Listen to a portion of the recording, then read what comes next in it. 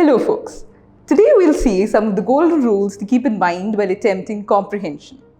Comprehension may seem extremely tricky for some of us who do not have a knack for the English language, but after watching this video, you'll be much more equipped to handle any kind of reading comprehension.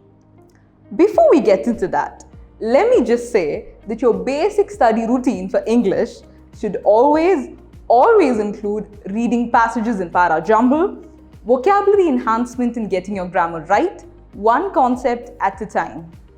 This will definitely boost up your confidence, which goes a long way in comprehension. On that note, we'll get to the rules to keep in mind while attempting passages. Comprehend the question before attempting to answer it. The answers will not be in a format of copy-paste from the passage. Read carefully, slowly each question and understand it. You should develop a habit of taking notes about the pertinent point that you come across while reading a passage. It can save some time during the test. Keep a timer while practicing previous year's questions. Make sure to note down the time that you're taking for each comprehension passage and try to work on improving time management for CLAT. Sample papers and practice materials which are offered by the CLAT Consortium must be solved and practiced religiously. This will help you to understand the question pattern and also enhance your existing knowledge.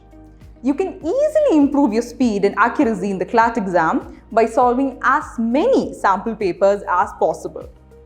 Practicing mock tests would definitely improve your time management skills and problem-solving techniques. So it is advisable to solve mock tests on a daily basis. You may skip a particular reading comprehension question if you're unable to manage time. However, never skip the comprehension as a whole. Some questions will be easy to answer and some questions might be completely out of your reach. However, never overplay your hand. Until and unless you can at least eliminate two of the options, never go for the fluke. And with that, we've come to the end of this video. I hope you guys found these techniques useful. Stay tuned for more insights regarding CLAT UG 2022. Have an amazing day and all the very best.